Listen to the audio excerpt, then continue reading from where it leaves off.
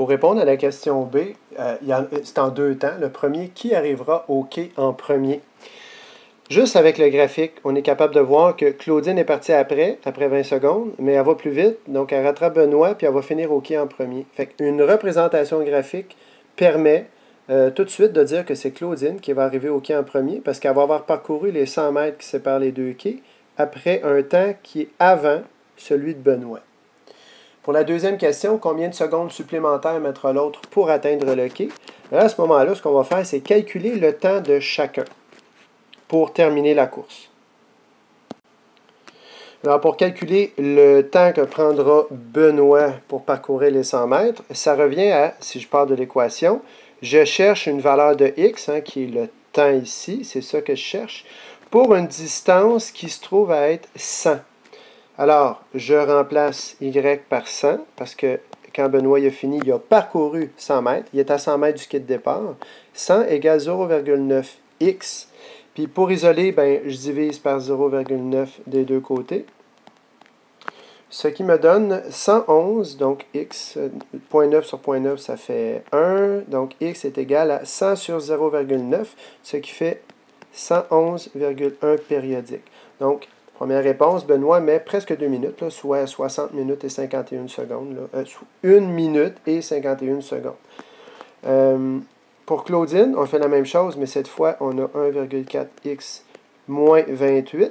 Fait que Claudine aussi, quand elle a terminé la course, elle est à 100 mètres. Alors, on fait ça comme ça. On va faire plus 28 des deux côtés pour se rapprocher de la valeur de x toute seule. Donc, j'additionne et je soustrais 28, ça fait 0. Ici, ça fait 128. Puis, je divise par 1,4 des deux côtés. Ce qui fait x égale à 91,4, 2, 8, 5, 7. Ça, c'est des septièmes. Je n'ai déjà parlé, mais on ne rentre pas là-dedans. Donc, environ 91 secondes, presque et demi.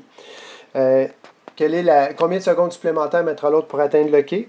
On fait 111,1 périodique moins 91,42, etc. Ce qui va donner le temps, la différence de temps entre les deux. Et pour ceux qui veulent absolument la réponse sans aller voir le corriger, 19,68, donc environ 19-20 secondes de différence entre les deux. Ça, c'est pour B. La question C est un peu plus complexe, on va utiliser le graphique pour la comprendre d'abord. On dit qu'au moment où Claudine part, il y a un oiseau qui passe au-dessus de sa tête, puis en ligne droite, il va vers Benoît, puis il passe au-dessus de Benoît 4 secondes plus tard. Ça veut dire que l'oiseau, il va pas mal plus vite, là. Comme ça ici, parce que Claudine, elle part à 20 secondes, puis on a vu tantôt qu'elle rattrape Benoît à 56 secondes. Ça lui prend 36 secondes à le rattraper. Or, l'oiseau, il fait ça en 4 secondes. Fait qu'on est capable d'illustrer, par exemple, la course de l'oiseau. Tiens, je vais prendre le bleu. Comme ceci. Alors, l'oiseau, il fait... il va pas mal plus vite que les autres. C'est ici qu'il passe par-dessus Benoît. Et ça, ici, la distance entre les deux, c'est 4 secondes. Comme ça. La question, à quelle distance du premier quai Benoît se trouve-t-il lorsque l'oiseau passe au-dessus de lui? En fait, ça revient à prendre 20 secondes, c'est là que l'oiseau passe au-dessus de Claudine, puis 4 secondes plus tard, c'est-à-dire 24 secondes après le départ, c'est là qu'il passe au-dessus de Benoît. Donc, ça revient à trouver la distance du quai de Benoît à 24 secondes. Donc, tout ce qu'on a à faire, c'est de remplacer x par 24, donc 0,9 fois 24. Ce qui donne 21,6 mètres. Alors, Benoît est à 21,6 mètres du premier quai. Trouve la vitesse à laquelle se déplace l'oiseau ensuite. Là, on est dans le 1. 1. 2. Trouve la vitesse à laquelle se déplace l'oiseau. Je sais qu'en 4 secondes, l'oiseau s'est déplacé de 21... Oups, j'ai changé ici pour le laser. De 21,6 mètres. Parce que ici, il passe au-dessus de la tête de Claudine. Claudine n'est pas partie encore, c'est au moment du départ, donc au quai de départ 0 mètre. Puis rendu ici, on est à 21,6 mètres. Donc, ça fait 21,6 mètres en 4 secondes. Puis si on divise 21,6 par 4, ça fait 5,4 mètres par seconde. Ça, c'est le taux de variation, c'est-à-dire la vitesse de l'oiseau. pour répondre à la dernière question, le 3C3, on est à 3. Si l'oiseau se dirige vers le second quai, combien de temps se sera écoulé entre le moment où il a croisé Claudine, ici, et le moment où il atteindra le quai?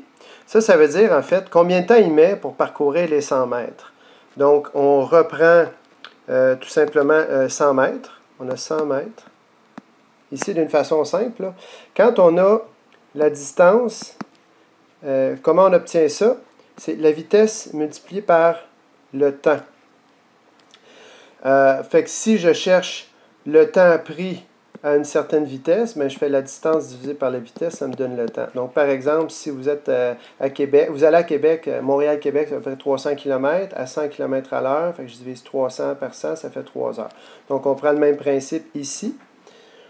Je peux donc faire, je reprends le crayon. Oui. Alors, j'ai quoi? J'ai la distance qui est 100 divisé par sa vitesse qui est 5,4 mètres par seconde, ce qui va me donner le temps, ce qui fait 18,5 à peu près secondes. Alors, voilà le temps que mettra l'oiseau pour parcourir les 100 mètres.